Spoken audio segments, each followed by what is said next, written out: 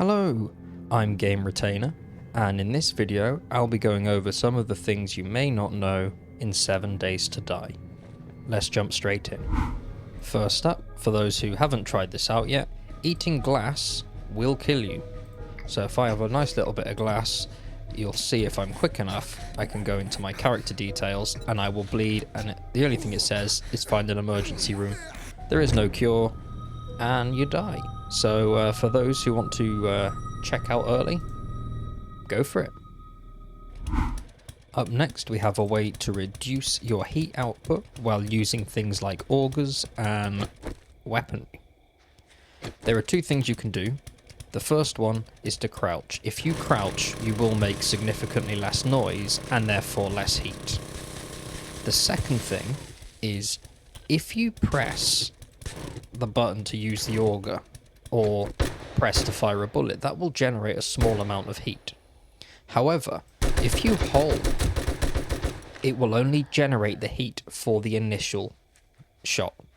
So, the best way to keep heat low while mining or firing your weapon is to press and hold the button in for as long as you possibly can. While it may seem more beneficial to stop and start depending on where you need to be, this will generate significantly more heat.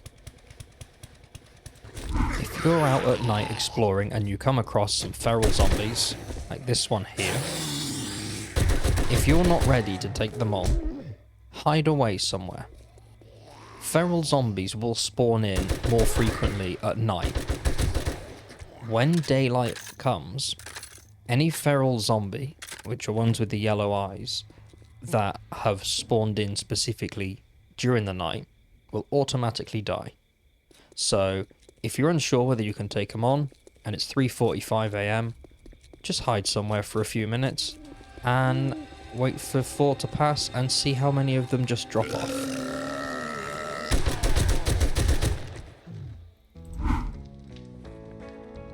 Once you've completed a magazine set or you've learned a particular book, you'll see an icon of an open book. If you haven't yet learnt it, the book will be closed. While you can still use it, and you will gain some XP as you can see down there, it is far more beneficial to sell it. If you see now, I will get 100 dukes and I make 100 XP. So not only do you get more XP, but you actually make a little money for your effort. One of the most annoying challenges in the game is the one that requires you to break your arm. I think it's 10 times. Now, this can be really frustrating. However, zombie vultures have a higher chance of breaking your arm than most other enemies in the game. So during horde nights or if you're out in the desert, keep an eye out for these bad boys. And as silly as it sounds, maybe let them take a few swipes at you because that challenge is a real ball ache to complete. This next one's a pretty well known one, but newer players may not know this. If you want to shoot zombies from a relatively safe space, you can use a hatch. They will eventually break through the hatch, but providing there's a wall or a roof above and around the hatch, they'll just try and smash their way through it, giving you plenty of time to shoot them. I, like a lot of players, enjoy using hatches during horde nights, where you can just get them all to line up and you can pick them all off one by one. If you struggle finding legendary parts, then the best place to go to is Savage Country. In Navezgane, there are 2 Savage Countries. There's one, if I pull up these, located at 553 West, 1713 North. That's the one I'm at now. And the second one is located at 1562 West, 947 North. I'll just pay that one a little visit so you can see. It's not as big as the first, but it is in the forest biome, which is considerably easier.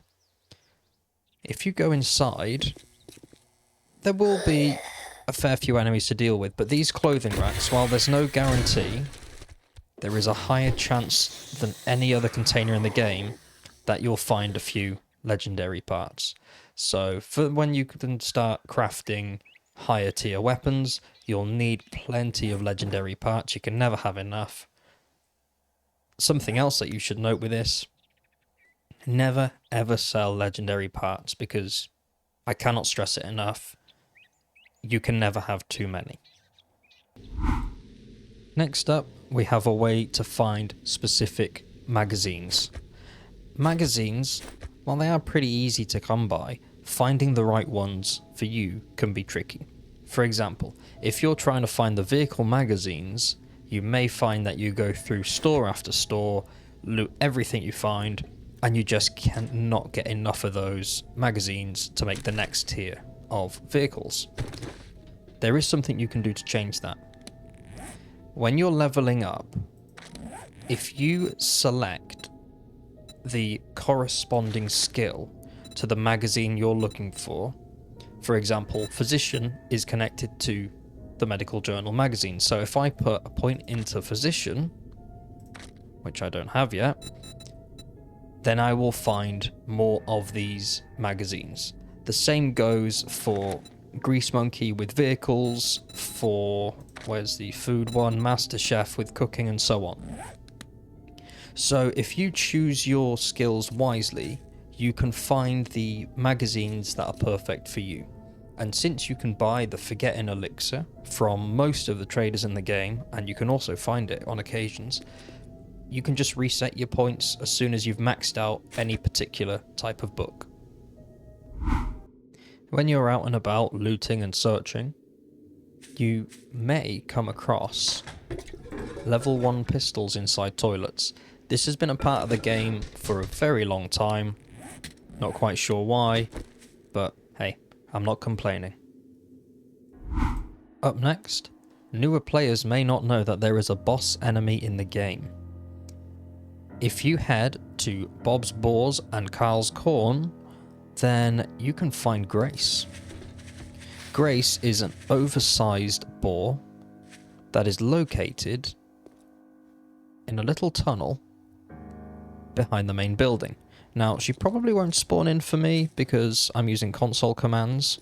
Oh, no, there she is. I was lying. She's not that tough to kill, but during the early days she might be a little bit tricky, so handle with care.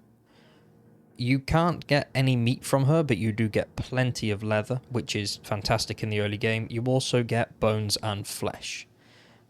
But yeah, this is, as far as I know, the only boss enemy in 7 Days to Die.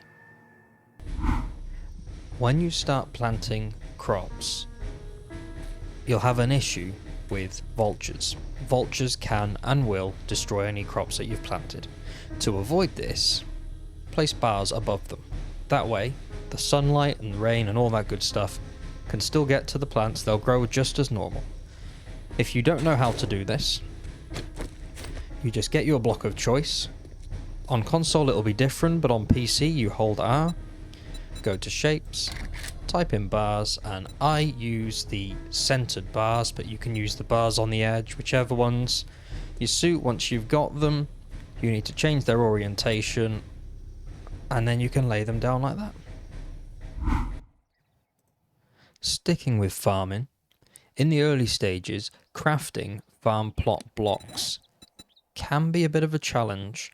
While the materials are cheap and relatively easy to get, during the early days, everything can be a bit of a pain. That said, if you come across any of these out in the wild, you can use a shovel with them, and as you can see, you can pick them up. You can do the same if they're yours and you've crafted them and you planted them. You can move them and do whatever you like with them. This just makes it much easier in the early stages, getting started with a nice little farm. If you're looking to get some extra coal, you can head to both the burnt forest biome and the wasteland and start chopping down trees. And as you can see on the bottom right hand side of my screen, I'm getting coal at the same time as I'm getting wood. Coal is a better fuel source for cooking and crafting and that kind of stuff, and it does have a fair amount of uses as well, including making gunpowder. Once you've got yourself a wrench or an impact driver or any tool that you can take apart vehicles for salvage, you can start farming extra things, rare materials like forged iron and forged steel.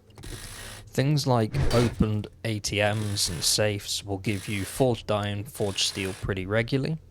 Not only that, but you can take apart things like streetlights and a whole host of other items that will give you forged iron and forged steel. And during the early stages of the game, the more you have, the better.